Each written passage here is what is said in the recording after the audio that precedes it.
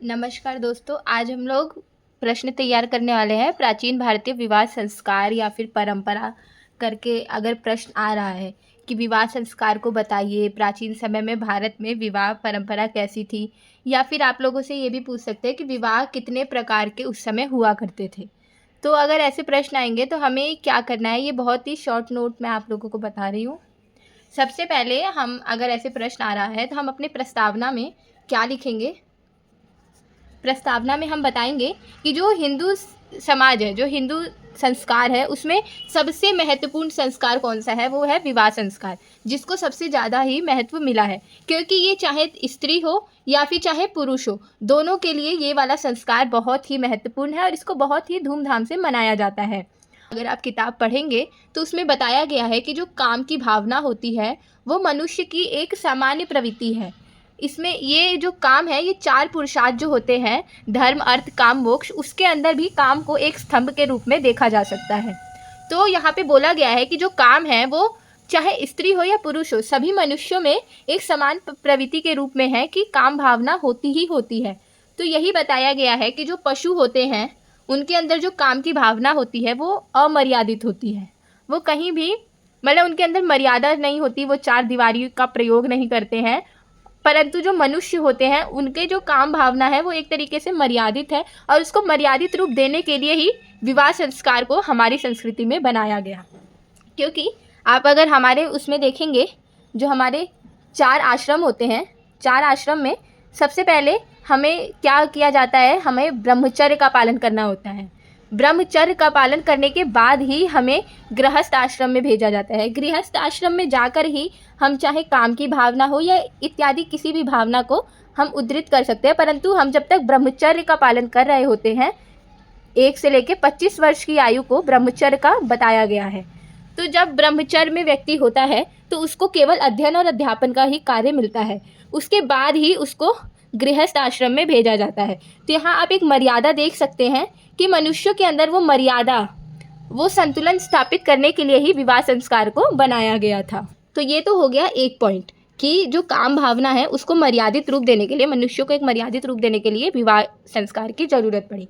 दूसरी ज़रूरत क्या पड़ी है कि जो मनुष्य है उसको मृत्युंजय बनना था। मृत्युंजय मतलब उसको अमर होना था, कभी उसको मृत्यु नहीं चाहिए थी। उसने इसके लिए विभिन्न प्रकार के यज्ञ किए या फिर विभिन्न प्रकार की औषधियाँ खाई, बहुत सी जड़ी बूटियाँ खाई, परंतु ऐसा नहीं है। जो इस संसार में जन्म लिया है उसकी मृत्यु निश्चित है। तो इस चीज़ के लिए लोगों ने क्या किया कि वो अपने आप को अमर बनाने के लिए संतान उत्पत्ति करने लग गए, कि मतलब हमारी जो संतान होगी उसके थ्रू हमारा जो वंश है वो हमारा वंश चलता रहेगा। तो इसलिए पुत्र प्राप्ति के लिए, पुत्र प्राप्ति हेतु विवाह संस्कार का निर्माण हुआ। एक परिवार बनाया गया जिसमें स्त्री पुरुष मिलकर विवाह करते थे, और जो इनके पुत्र होते थे, जो इनकी संतान उत्पत्ति होती थी, उससे ये अपने आप को अमर बनाते थे कि हमारे पुत्र में हमारी खूबियाँ, हमारी निशानी रहेगी जो अमर होती रहेगी। पुत्र से उसके पुत्र, उसके पुत्र करके पीढ़ी दर पीढ़ी हमारी व्याख्या या फिर हमारा जो क्रम है वो चलता रहेगा और हम ऐसे ही अमर हो सकते हैं। तो एक रीज़न इसका यह भी था। ही इसका एक और रीज़न बताया गया है कि जो मनुष्य होता है वो सामाजिक प्राणी होता है। वो सामाजिक प्राणी होता है, वो कभी एकाकी नहीं रह पाया है, मतलब वो एकांत नहीं रह पाया, अकेला नहीं रह पाया है। इसीलिए एक उपनिषद है, उपनिषद में बताया गया है एक कहानी के माध्यम से कि पहले जो एक पुरुष की आत्मा थी वो रहती थी, फिर उस आत्मा को जब अकेलापन महसूस हुआ तो उस आत्मा ने अपने 2 भाग कर लिए, और उस 2 भाग में एक स्त्री था, एक पुरुष। फिर वो दोनों परिवार बनाकर रहने लग गए, और फिर उस तरीके से उनका वो अकेलापन दूर हुआ। और ये स्वाभाविक बात है, अगर आप किसी भी मनुष्य को देखें तो वो अकेला इस जीवन को निर्वाह नहीं कर सकता, उसको किसी एक साथी की ज़रूरत होती है, एक संगिनी की ज़रूरत होती ही है। तो ये 3 पॉइंट किताब में दिए गए हैं जिसमें बताया गया है कि विवाह की आवश्यकता क्यों पड़ी थी। ये हम लोग प्रस्तावना में बताएंगे। प्रस्तावना में बताने के बाद हम इसके आगे बताएंगे कि विवाह का उद्देश्य क्या है, मतलब विवाह करने का क्या उद्देश्य रहा है। तो विवाह करने के 3 मुख्य उद्देश्य बताए गए हैं। 3 मुख्य उद्देश्य में पहला उद्देश्य है धर्म। धर्म का मतलब क्या है, तो धर्म से यहाँ पे ये है कि कोई भी धार्मिक कार्य, कोई भी, चाहे वो यज्ञ करना हो, कोई पूजा पाठ करना हो या किसी भी प्रकार की धार्मिक क्रिया करनी हो, उसके लिए कोई भी एक अकेला पुरुष या एक अकेली स्त्री नहीं कर सकती थी, हमेशा एक संगिनी साथी की ज़रूरत पड़ती थी। इसका आप एग्जाम्पल देंगे कि रामायण काल में जब राम जी अकेले थे और सीता जी को वनवास हुआ था, तब उन्हें जो यज्ञ करना था उसमें उन्होंने बाकायदा सीता जी की मूर्ति बनवाई थी और अपने साथ वो बैठकर मूर्ति को बैठाकर उन्होंने उस यज्ञ को संपन्न किया था। तो ये हो गया हमारा उद्देश्य में पहला है बिंदु धर्म का। जो 3 मुख्य बिंदु बताए गए हैं उसमें पहला बिंदु है धर्म। धर्म क्यों? किसी भी पूजा पाठ के लिए, किसी भी धार्मिक कार्यों के लिए, किसी भी यज्ञ में बैठने के लिए पति जो है उसको अपने साथ अपनी पत्नी को बैठाना जरूरी होता है। ना ही पति अकेला कर सकता है और ना ही पत्नी अकेले उस कार्य को कंप्लीट कर सकती है या पूर्ण कर सकती है। और फिर इसके बाद जो तीसरे में दूसरा बिंदु है वो बताया गया है प्रजा पुत्र प्राप्ति। मतलब कि जो हमने अभी बात की थी कि जो मनुष्य है उसको मृत्युंजय बनना था, मतलब उसको अमर बनना था। तो विवाह का उद्देश्य एक ये भी था कि मनुष्य अपने पुत्र के द्वारा, अपने संतान के द्वारा अमर बन सकता था। शतपथ ब्राह्मण में बताया गया है, जो हमारा धर्म है शतपथ ब्राह्मण, उसके अंदर बताया गया है कि जब तक पुरुष पत्नी को प्राप्त नहीं करता तब तक प्रजा उत्पत्ति नहीं कर सकता। मतलब जब तक वो पत्नी प्राप्त नहीं करेगा, जब तक वो विवाह नहीं करेगा, तब तक वो अपूर्ण है, पूर्ण नहीं हो सकता। क्योंकि जब तक पत्नी नहीं आएगी तब तक पुत्र या किसी भी संतान की उत्पत्ति नहीं हो सकती।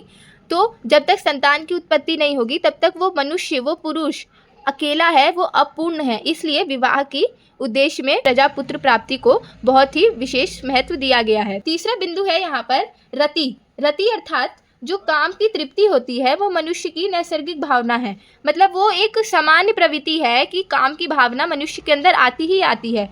इसी कारण विवाह की जरूरत पड़ती है। एक परिवार बनाएगा मनुष्य, उसकी रति की कामना भी पूर्ण होगी, वो अपनी संतान उत्पत्ति भी करेगा और अपना पारिवारिक जीवन भी आगे बढ़ाएगा। तो ये 3 मुख्य प्रमुख बिंदु थे जिसमें हम विवाह के उद्देश्य को समझ सकते हैं कि विवाह करना क्यों जरूरी है।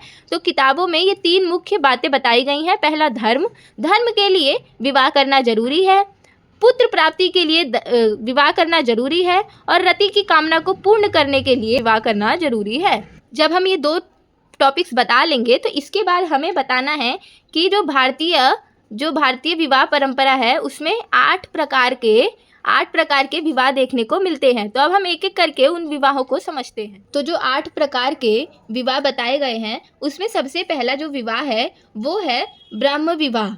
इसमें क्या होता है? इसमें जो होता है, जो पुत्री का पिता है वो एक अच्छे वर का चयन करता है, जो कौशल हो, उसकी शील, विद्या, चरित्र, स्वास्थ्य, सब कुछ उसके व्यक्तित्व को देखता है पिता। और अगर वो उस सारी चीज़ों में खरा उतर जाता है तो पिता उस व्यक्ति को अपनी पुत्री के लिए चुन लेता है और उसको एक कुछ मूल्य के साथ, मतलब अगर हम आज की भाषा में कहें तो दहेज के साथ एक अच्छे वर को अपनी पुत्री के साथ विवाह कर देता है। मतलब जो आज के समय में प्रचलित विवाह है वो यही विवाह है कि एक अच्छा वर ढूंढता है पुत्री का पिता और फिर दहेज के साथ अपनी पुत्री को विदा कर देता था। अब हम दूसरा विवाह पढ़ेंगे, वो है दैव्य विवाह।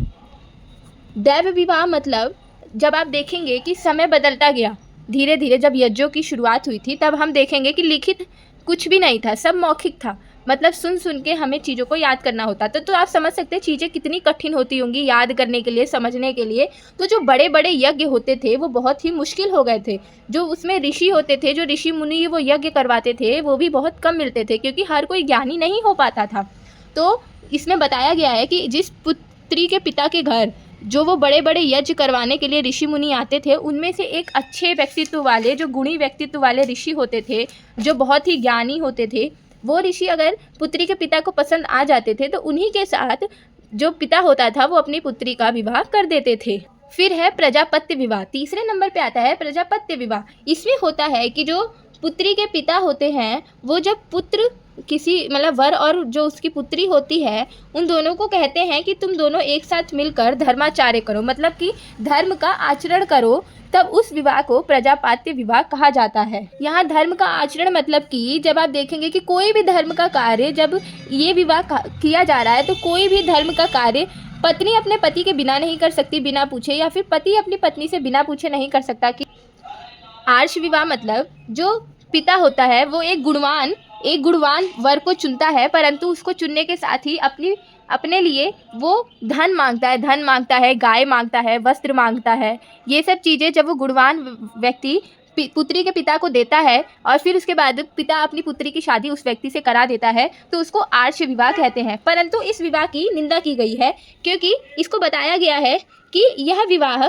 गलत है, क्योंकि यहाँ पर हम लोग स्त्री का मूल्य लगा रहे हैं। तो जो डॉक्टर अल्तेकर हैं उन्होंने इस विवाह की बहुत ज़्यादा निंदा की है। इस विवाह में हमें नहीं इस विवाह की निंदा करनी चाहिए, क्योंकि इस विवाह में स्त्री की मूल्य लगाया जा रहा है, एक तरीके से स्त्री को बेचा जा रहा है। फिर आता है राक्षस विवाह। 5वें नंबर पे है राक्षस विवाह। राक्षस विवाह में क्या होता है कि कन्या पक्ष के जो कन्या पक्ष है उनको मार पीट के उनका उनके साथ युद्ध करके जो स्त्री है, जो कन्या है, उसका जब हरण कर लिया जाता था तब उसको राक्षस विवाह का नाम दिया गया। और ये ज़्यादातर राक्षसों में ही प्रचलित था, क्योंकि पहले राक्षस जो होते थे वो किसी भी विवाह में घुसकर स्त्री पक्ष को, जो कन्या पक्ष था, उसका सर्वनाश करके स्त्री का हरण कर लेते थे और फिर उनसे विवाह करते थे। तो ये राक्षसों में भी प्रचलित था और ये कहा गया है कि क्षत्रियों में भी बहुत ही ज़्यादा प्रचलित विवाह था, क्योंकि क्षत्रियों में भी यही होता था, जहाँ पर किसी राजा को कोई कन्या सुंदर लगती थी तो वो जाके उन पर हमला करके कन्या का हरण कर लेते थे। फिर छठा विवाह है आसुर विवाह। आसुर विवाह में ये है कि जो कन्या पक्ष के जो उनके माता पिता होते थे या जो कन्या के अभिभावक होते थे वो वर पक्ष से एक उचित मूल्य मांगते थे कन्या के बदले। जो कन्या होती थी उसके बदले एक उचित मूल्य मांगते थे कि हमारी कन्या तो ऐसी है, हमारी कन्या के लिए इतना मूल्य हमें चाहिए।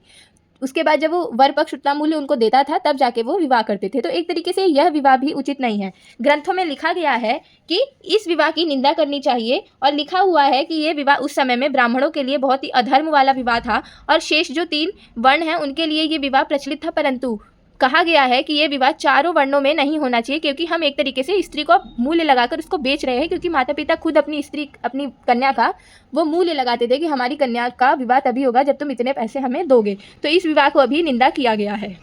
गांधर्व विवाह। गांधर्व विवाह एक तरीके से आज के समय में अगर हम कहें तो ये प्रेम विवाह है। प्रेम विवाह क्योंकि यहाँ पे वर पक्ष में वर और कन्या पक्ष में कन्या, दोनों की सहमति से ये विवाह किया जाता था। जब लड़का लड़की एक दूसरे को रजामंदी कर देते थे तब ये विवाह किया जाता था। जो वात्सायन हुए हैं, वात्सायन ने इस विवाह को बहुत ही आदर्श विवाह कहा है, क्योंकि इस विवाह में जिसको साथ में रहना है उन्हीं की रजामंदी के द्वारा ये विवाह किया जाता था। तो एक तरीके से ये प्रेम विवाह कहलाएगा।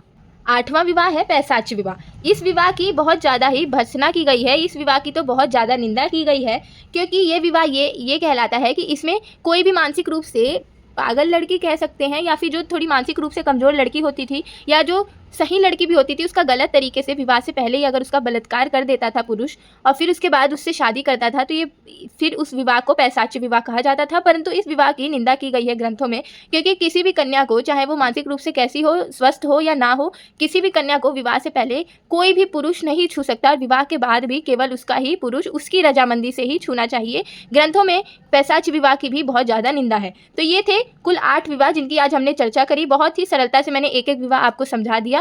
तो ये था संपूर्ण आंसर। फिर आप एक निष्कर्ष बना के लिख सकते हैं कि भारतीय संस्कृति में विवाह का बहुत ही ज़्यादा महत्वपूर्ण स्थान है। विवाह संस्कार को बहुत महत्व दिया गया है। आशा करती हूँ वीडियो अच्छी लगी हो। वीडियो अच्छी लगी हो तो वीडियो को लाइक करें, चैनल को सब्सक्राइब करें।